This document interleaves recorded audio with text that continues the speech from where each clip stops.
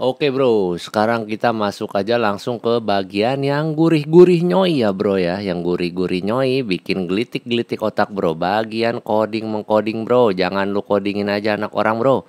Kita codingin aja ini game bro, biar jadi kaya raya bro. Asal jangan jadi kaya orang stres bro bikin game bro ya.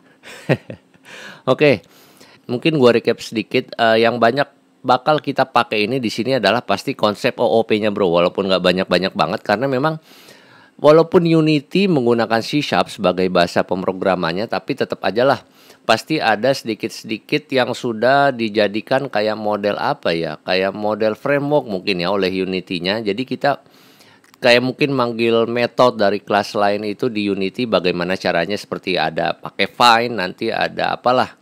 Nah, ini untuk konsep OOP-nya sendiri, silakan kalian bisa cari-cari. Jadi di situ kan kayak ada kelas, ada objek ya, namanya kelas. Pasti kan kita membicarakan objek oriented programming, ya pasti kita pakai kelas, kayak kelas car gitu kan, objeknya ada Volvo, Audi, Toyota. Kelas buah-buahan, objeknya ada apple, banana, mangga gitu, yang kemarin baru musim tapi sudah selesai bro.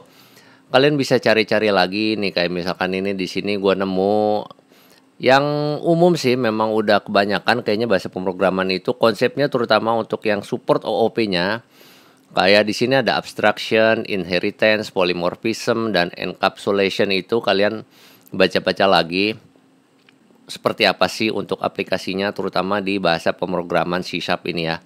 Karena ini nanti bakal kita banyak pakai nih, seperti ini bakal banyak kita pakai di Unity ini.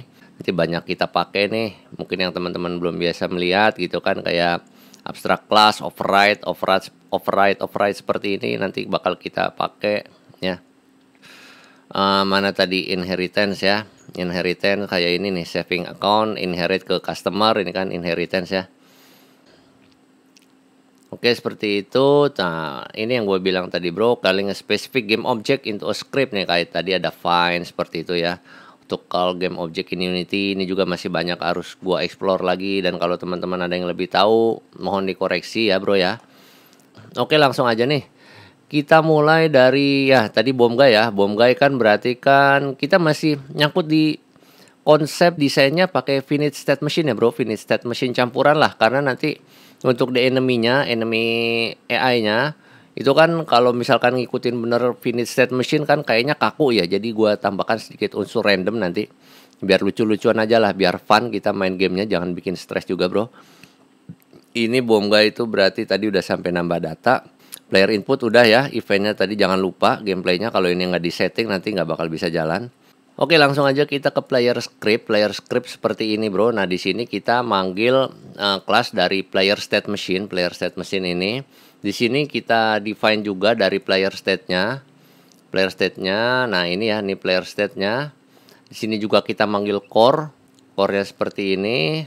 Memang mayoritas Unity pasti pakai mono behavior, terutama yang kalau mau kita panggil nanti game objeknya itu pakai mono behavior. Nah, ini function-functionnya, ini function-function utama Unity kayak awake, itu function-function utama dari Unity ya bro. Ada start juga, ada apalagi exit ya. Oke, berarti dari player ini kita define state variable-nya, ada idle state-nya yang masuk ke state machine ya. Ada idle state, move state, jump state, air state, land state ya. Kita get private set gini untuk variabelnya dari class player. Kita define rigid body, jangan lupa core, animator kita untuk manggil animasi animator ya, kita panggil animasi dari objeknya nanti, karena setiap state machine pasti animasinya beda-beda bro. Nah, ini ada variabel-variabel kayak idle, move, in air, terus land, ini nanti harus kita sesuaikan ya bro di animator parametersnya. Bagaimana animatornya nanti setelah codingan ini ya bro, kita masuk ke bagian animasinya. Kemudian di start itu kita panggil lagi, ini sebenarnya bisa gue jadiin satu sih, wake sama start, cuman biarin lah, karena proses pemanggilannya pun antara awake sama start itu beda bro. Maksudnya urutan pemanggilan di Unity-nya ya itu beda. Kemudian ada update, ada fix update ya. Fix update, oke, ini kita untuk fix update itu kalau kita kebanyakan mau ngupdate di P6-nya bro, karena kita kan pakai P6 ya, pakai rigid body di sini, berarti kan kita pakai P6-nya. Pakai P6-nya berarti kita update di fix update. Kemudian state machine udah, player state. Nah, kita coba masuk ke idle state bro. Idle state dia inherit ke ground state. Berarti kita liatin ground state-nya dulu. Ground state masuk ke inherit dari player state. Player state ini ya. Kita define playernya, kita define player ini, player state machine-nya, player data. Nah, ini yang tadi kita buat di sini, Bro. Player data, ini ya, player data. Oke, apalagi player tadi udah ya, dari state machine-nya dan lain-lain. Udah gua jelasin tadi. Kemudian kita masuk ke player input handler nih. Player input handler berarti ini ya, player input handler itu dia akan menangani si input sistemnya, Bro. Menangani input sistem yang ini, akan menangani ini. Karena kalau kalian perhatikan juga di eventnya ini, gameplay, dia ngambil dari player input handler ya, Bro. Nah, seperti inilah kita pakai vector 2 juga, ada vector 2, ada vector 3. Nah, ini di sini ada input hold time ya, Bro. Jadi semakin lama kita nge-hold jamnya, makin lama kita tekan jamnya itu nanti dia akan naiknya makin tinggi ya, Bro. Kalau misalkan agak-agak ini gua kasih lihat dulu lagi. Jadi gue coba di bomb guy tadi. Nah, oke, kalau kalian pelan gitu ya, pelan dia klik space-nya pelan, dia loncatnya kan pendek ya. Loncatnya pendek tuh, makin tap-tapnya makin kecil. Nah, loncatnya bisa pendek sekali seperti ini. Kalau kalian tekan lama, oh, kalian dengar kan suara klik keyboardnya, loncatnya tinggi gitu ya. Loncatnya tinggi. Nah, oke, nah kan lebih tinggi kan kalau ditekan tuh. Kalau pendek ya udah pendek baik segini. Nah, gitu ya. Terus apa tadi nyampe ke player input handler ya, Bro. Apalagi kita buka lagi di core-nya juga ada, ya kan? Core-nya dia untuk narik ke bawahnya ini. Kita punya game object root, list core komponen. Jadi nanti kita buat list di sini untuk core komponen yang ada. Di sini kan core komponennya nanti ada movement, ada collision sense, ada status. Oke, seperti ini logic update. Kemudian logic update ya. Get komponen. Lanjut sekarang ke berarti ke movement ya.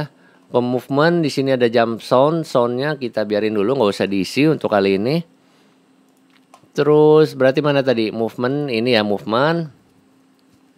Nah, bagian movement ini emang agak banyak karena kita perlu panggil juga rigid bodinya. Terus ini ada status sih, is in air, ini status saja, bolehan ya status apakah dia masih in air. In air itu, kalau playernya jump ya berarti kan dia meninggalkan ground tuh, ada di atas itu, di atas ground. Berarti dia isiin airnya nanti harus kita set true. Nih facing directionnya ngadep kemana, kanan apa kiri. Just flip, current velocity, workspace. Nah, ini kita define lagi, kita panggil lagi. Instantiate ulang di awake ya, air rigid body-nya seperti ini. Get component in parent. Berarti dia itu manggil rigid body yang ada di sini, Bro, ya. Dia ada di sini game objeknya, tapi nanti dia ngambil rigid body-nya yang di sini nih. Nah, rigid body yang sini yang di parent. Current velocity kita setting rigid body velocity-nya, set velocity 0 kalau dia harus berhenti ya kan. Set velocity X, velocity Y. Jadi model movement-nya itu nanti ada dua ya, Bro. Ada yang kita bisa pakai rigid body at force, dan ada juga yang bisa kita pakai itu cuman setting velocity-nya aja, rigid body set velocity X gitu ya. Itu terus is just flipnya itu gua transform aja, rigid body transform, jadi gua flip dari dia balik dari kanan, dia kita balik ke kiri seperti itu. Ini misalkan mau gua contohin mungkin kayak gini ya, nih rainbow guy-nya. Nah, ini jangan lupa, Bro, freeze rotation-nya nih harus ini ya, harus di bagian Z-nya ini harus di checklist ya, jangan lupa. Kalau nggak di checklist nanti nabrak mental kemana-mana, Bro. Nih coba nih, ini gua matiin dulu, maju plus, nah kan miring dia. Kayak gitu kalau nggak gua freeze rotation, karena itu harus gua freeze rotation. Tadi mau gua contohin yang ini ya, ini, nah gitu ya, Bro.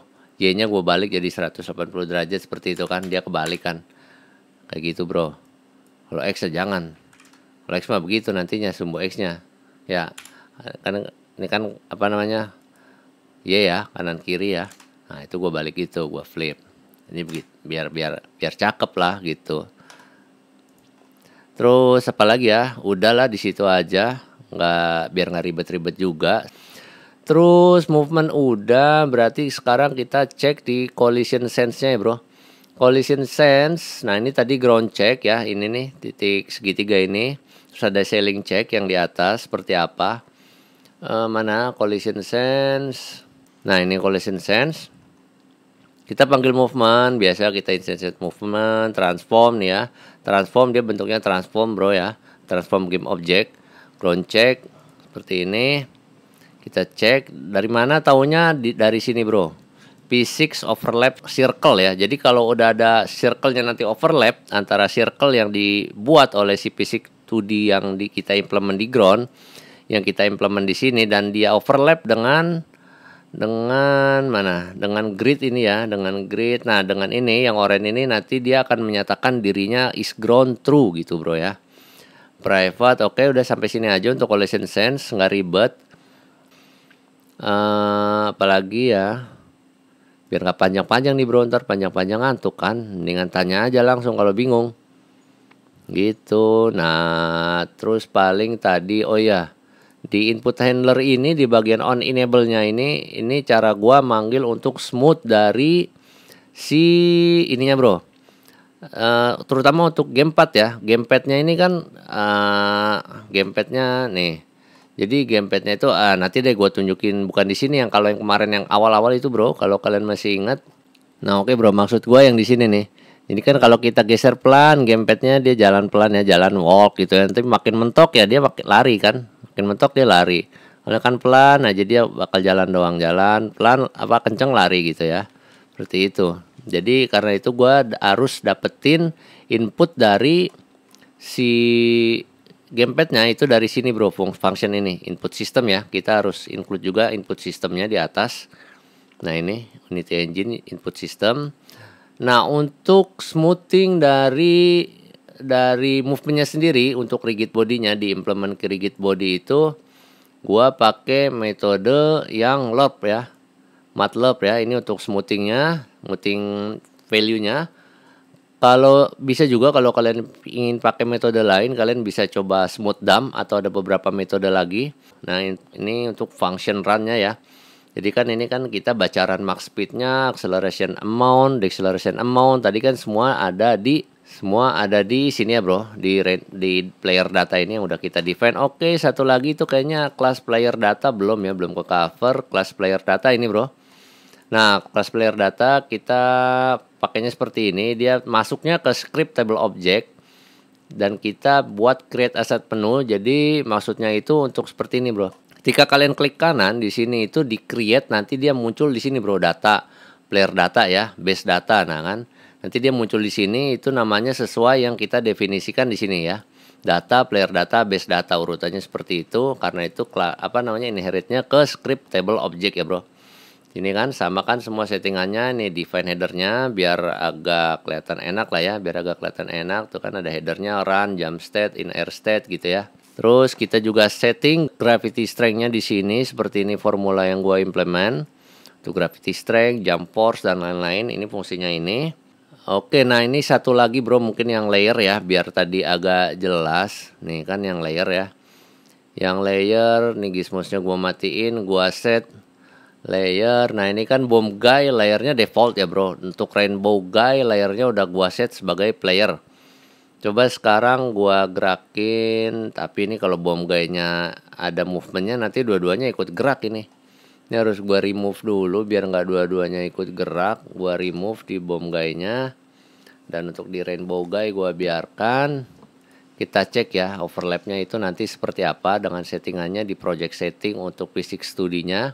Kita lihat, nah ini bro ya, ini kan nggak bisa nabrak ya, karena salah satu settingannya itu default dan salah satu settingannya itu player ya.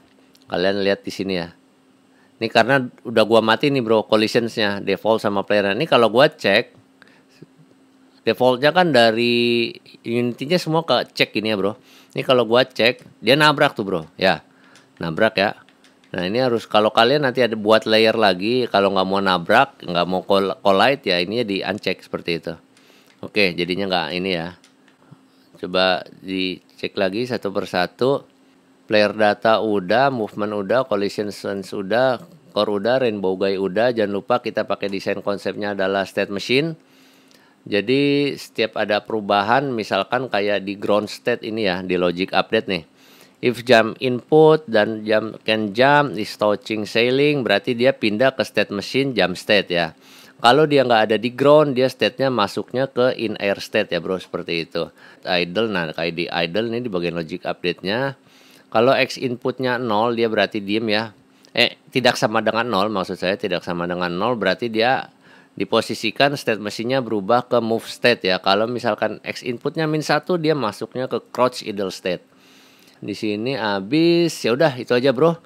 Mungkin itu aja bagian codingannya. Nanti kalau ada yang kurang dan kurang jelas, jangan lupa, jangan malu bertanya. Kalau Anda malu bertanya, nanti sesat di ATM bro ya. Itu kalau lupa pin bro.